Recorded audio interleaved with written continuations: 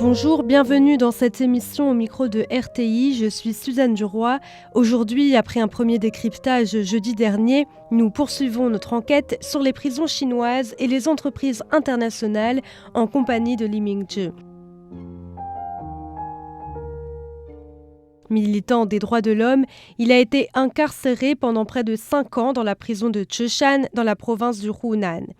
Libéré en avril 2022, il a pu revenir à Taïwan et son témoignage a notamment permis de mettre en lumière l'implication d'entreprises étrangères dans le travail forcé dans la prison de Zhoushan, à savoir la société américaine Milko-Whittle et son sous-traitant français Coverguard, filiale du groupe Norbert d'Entresangles.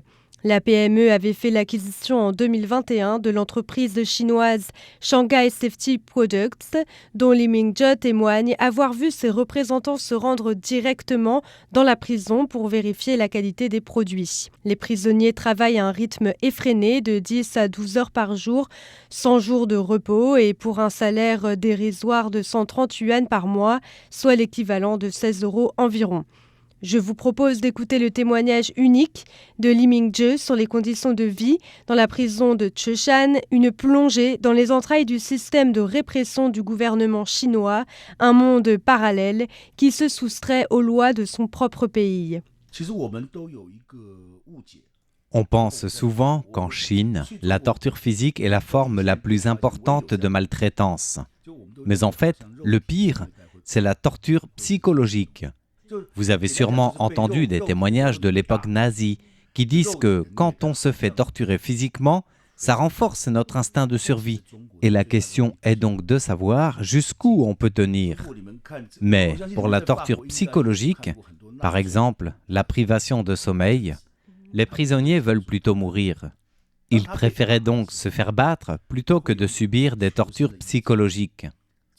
Quant à la Chine, pour les prisonniers politiques, elle a plutôt recours à la maltraitance psychologique. Lorsque tu es arrêté, avant même le jugement, il y a une technique qui consiste à placer les prisonniers en isolement dans un lieu où ils ne voient pas la lumière du jour. Ils ne savent donc pas quelle heure il est. Personne ne te parle, mais tu es constamment accompagné de policiers, même pour aller aux toilettes ou te doucher, alors qu'il leur est interdit de t'adresser la parole. En fait, cela entre déjà dans la définition de la torture selon les Nations Unies. En plus, quand on est mis à l'isolement de cette manière, on finit par apprécier les policiers, car ce sont les seuls à pouvoir t'adresser la parole. Imaginez, si vous ne pouvez parler à personne pendant 2 semaines, vous deviendriez fou. Alors à la fin, on espère que les policiers viennent tous les jours t'interroger. Et si leur interrogatoire dure 2 heures, tu voudrais qu'il dure 4 heures. C'est la raison pour laquelle les policiers n'ont pas besoin de torturer physiquement pour parvenir à obtenir ce qu'ils veulent. Et il ne faut pas oublier que dans ces conditions, on n'a pas d'avocat, on ne peut pas voir sa famille, tous les contacts avec l'extérieur sont coupés. Grâce à l'intervention de sa femme, Li Qingyu, Li Mingzhi est finalement transféré au bout de 2 mois dans une autre prison. Mais pour la plupart des prisonniers politiques, le calvaire dure 1 an, voire plus. Li Mingzhi est transféré dans la prison de Zhoushan, dans la province du Hunan, au sud de la Chine. Les conditions n'en sont pas moins rudes. Les prisonniers sont en moyenne 16 à 20 à partager une cellule d'environ 14 mètres carrés. Beaucoup souffrent de problèmes de santé, notamment de calculs rénaux, liés à la piètre qualité de l'eau qui provient directement du lac qui borde la prison de Zhoushan. Celle-ci n'est ni filtrée ni traitée de manière correcte. Même les gardiens se privent bien de boire cette eau. Si ces conditions sont partagées par l'ensemble des prisonniers, le statut de prisonnier politique amène de nouvelles complications, comme c'est le cas de Li Mingzhi. Nous n'étions pas séparés des prisonniers de droit commun parce que la Chine ne reconnaît pas l'existence de prisonniers politiques. Donc, les prisonniers politiques étaient enfermés avec les autres prisonniers. Lorsque j'étais emprisonné à Zhoushan, il y avait surtout 2 types de prisonniers. Ceux condamnés pour trafic de drogue et ceux pour actes de violence. Je savais que dans la prison de Qishan, il y avait quelques autres prisonniers politiques, mais je ne les ai pas connus. Nous étions séparés pour éviter que nous n'entrions en contact. Il pouvait y avoir des différences de traitement pour les prisonniers politiques. Pendant les 3 premières années, ils avaient employé des personnes parmi les prisonniers pour me contrôler et reporter ce que je disais et avec qui je parlais. La dernière année a été la plus sévère. Il était totalement interdit aux prisonniers de me parler. Si jamais ils me parlaient, ils risquaient d'être mis à l'isolement. Il y avait 2-3 personnes dans mon groupe qui avaient spécialement pour mission de me contrôler.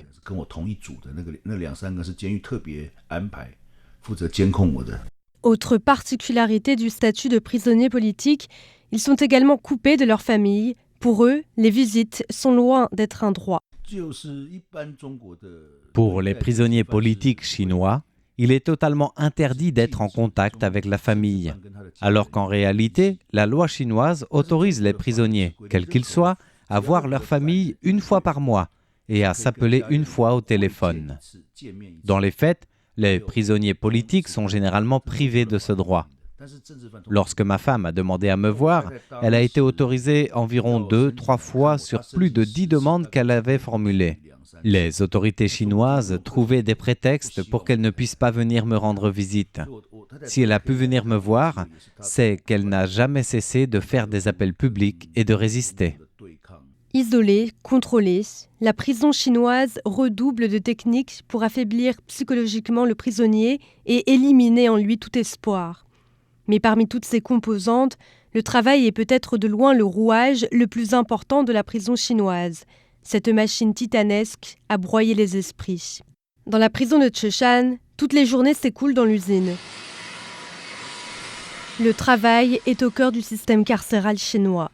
C'est d'abord une source de profit pour la prison et pour les entreprises qui bénéficient d'une main-d'œuvre quasiment gratuite et stable puisque asservie. Mais c'est également un formidable outil de contrôle et d'asservissement de la pensée du prisonnier qui y consacre l'essentiel de ses journées. La loi chinoise est basée sur la croyance de l'ancienne URSS selon laquelle le travail purifie l'âme. On ne pouvait pas remettre cela en question. Donc le travail en prison revient, selon la loi, à du travail forcé. Selon la loi, la prison n'est même pas obligée de donner un centime aux prisonniers qui travaillent. Mais dans les faits, la prison donnait quand même un petit salaire. 120 à 130 renminbi, soit environ 16 € par mois, pour environ 12 heures de travail quotidien. Mais si les objectifs de production n'étaient pas atteints, tu pouvais gagner 5 ou 6 yuan par mois, voire même pas 1 euro. D'après la loi chinoise, le travail en prison est limité à 8 heures par jour, mais dans la prison de Qishan, la réalité est tout autre. Tous les matins, je me réveillais avant 6 heures. Et après avoir pris le petit déjeuner, on sortait vers 6h20 pour être à 6h30 à l'usine. On travaillait sans arrêt jusqu'à 18h ou 18h30. On avait une pause de 20 minutes pour déjeuner et une pause de 10 minutes le matin et l'après-midi. Au retour, après le travail, il y avait aussi des cours d'éducation politique. On devait regarder les actualités et après il y avait encore une discussion. Chaque jour, il n'y avait qu'environ 2 heures de repos. Mais pendant ces 2 heures, nous devions faire beaucoup de choses, comme laver nos vêtements, se laver les dents.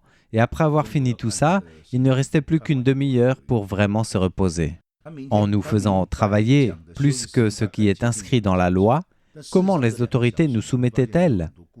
Eh bien, en nous donnant à manger une nourriture infâme. Quand tu passes ton temps à travailler, que tu n'as pas le temps de réfléchir et que tu manges de la nourriture infecte, tous tes désirs ne se résument plus qu'à une seule chose, manger quelque chose de meilleur.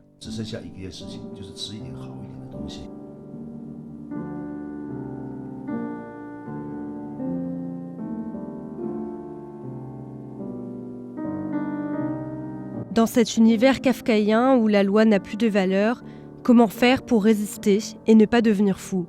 Comment ne pas sombrer dans la folie ou le désespoir? Pour le dire simplement, si je m'étais considéré comme prisonnier et que je pensais tous les jours à sortir de prison, je serais vraiment devenu fou. parce qu'il n'y a pas moyen de sortir. Mais ma femme a lutté pour réussir à me voir et j'ai transmis à travers elle des informations sur ce qui se passait dans les prisons chinoises. Elle a ainsi pu pointer du doigt les agissements du gouvernement chinois, que ce soit à Taïwan ou dans certaines instances internationales. Cela a permis d'améliorer un peu notre traitement en prison. Par exemple, les prisonniers ont normalement droit à 1 jour de repos par semaine. Mais dans les faits, dans la prison de Chushan, on n'avait aucun jour de repos. C'est après que ma femme ait dénoncé cela que l'on a pu obtenir 1 jour de repos par semaine. Dans la prison de Chushan, la loi n'a plus aucune valeur. Elle est malléable à souhait selon les besoins de la prison. Pour Lee Ming-je, cette relation à la loi est emblématique du rapport qu'entretient le gouvernement chinois avec ses citoyens. Je vais raconter une anecdote. Un jour, j'ai demandé à un garde pourquoi il ne respectait pas la loi alors que son travail était censé être de faire respecter la loi. Il m'a répondu que c'était parce que nous étions sous son contrôle. Qu'est-ce que son attitude révèle? Elle reflète la nature des relations entre le gouvernement chinois et ses citoyens. La loi est un outil de contrôle de la population. Le gouvernement et les gens qui ont le pouvoir n'ont pas besoin de respecter la loi. Ils peuvent en faire fi. Donc la Chine est un pays qui n'a pas de contre-pouvoir. L'exécutif est tout-puissant. La loi ne sert pas à garantir des droits aux citoyens, mais à garantir la légalité du pouvoir des dirigeants. C'est ainsi que j'ai compris pourquoi le gouvernement chinois persécute tant les avocats des droits de l'homme. C'est parce que, pour ces avocats, la loi a du sens et qu'on peut l'utiliser pour protéger les droits des citoyens. Ils remettent en question la toute-puissance du Parti communiste chinois sur l'interprétation de la loi. Tout cela est visiblement en contradiction avec le discours du gouvernement chinois qui se targue pourtant de respecter l'état de droit. Bien sûr que la Chine a des lois. On ne peut le nier. Mais le problème est que le Parti communiste chinois est au-dessus de la loi. Et qui plus est, cela est inscrit dans la Constitution. C'est-à-dire que n'importe quelle loi chinoise ne peut remettre en question le règne du Parti communiste. En tout cas, c'est ainsi que le Parti communiste interprète la Constitution. La justice chinoise est donc soumise au Parti communiste. Étant donné que la Chine ne garantit même pas l'application de sa propre loi, alors qu'en est-il des autres pays? Ce d'autant plus quand des entreprises étrangères sont soupçonnées d'être impliquées dans le travail forcé en prison. Dans le cas de la prison de Chushan, Lee Ming-je a vu des représentants de la société Shanghai Safety Product se rendre dans la prison, vérifier la qualité des produits. Cette même entreprise, qui a été acquise par la société française Coverguard, qui elle-même sous-traite à l'entreprise américaine Milkowi Tool. Malgré le témoignage de Lee Ming-je, le recours à la justice n'est pas si simple. Le plus gros problème, c'est qu'il n'y a aucune preuve, hormis mon témoignage et celui d'une autre personne dont je ne veux pas dire le nom, qui a également été emprisonnée dans la prison de Chushan. Parce qu'en prison, nous ne pouvions évidemment emmener aucune preuve. En plus, les rapports quotidiens sur notre travail étaient falsifiés. Par exemple, alors que nous travaillions plus de 10 heures par jour, les gardiens notaient que l'on travaillait 8 heures. Donc, sur le plan de la loi, je n'ai aucune preuve, si ce n'est ma parole. Dans ce contexte, quels seraient les autres moyens qui pourraient permettre de lutter contre ces entreprises et ces pratiques de travail forcé? L'objectif, c'est d'attirer l'attention publique, notamment aux États-Unis, sur le fait que la Chine ne respecte même pas ses propres lois. Cela ne relève pas de l'accusation morale. Il s'agit plutôt d'exiger de la Chine qu'elle respecte ses propres lois. Parce qu'un pays qui ne respecte même pas ses propres lois, évidemment qu'il ne respecte pas l'ordre mondial. Pour terminer, j'ai demandé à Lee Ming-je si cette expérience derrière les barreaux en Chine avait encore renforcé sa détermination à dénoncer ces pratiques et à œuvrer en faveur des droits humains. Bien sûr, si en revenant de Chine, je ne parlais pas, le gouvernement chinois aurait atteint son objectif. La raison pour laquelle le gouvernement chinois a recours à la torture psychologique et empêche les prisonniers politiques de voir leur famille, c'est parce qu'il espère faire perdre tout espoir aux prisonniers et les décourager de poursuivre la lutte pour les droits humains à leur sortie de prison. Pendant les 5 années que j'ai passées en prison, de nombreux amis taïwanais et internationaux ont participé à diverses activités pour demander ma libération. Ils ont contribué à ce que je puisse revenir à Taïwan en bonne santé.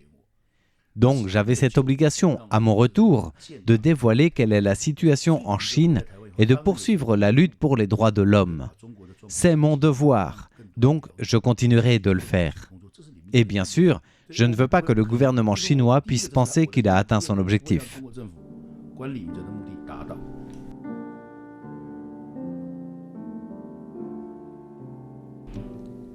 Parler face à une censure et un contrôle qui se resserrent toujours davantage en Chine, mais aussi parler face à l'impossibilité d'une réponse de la justice.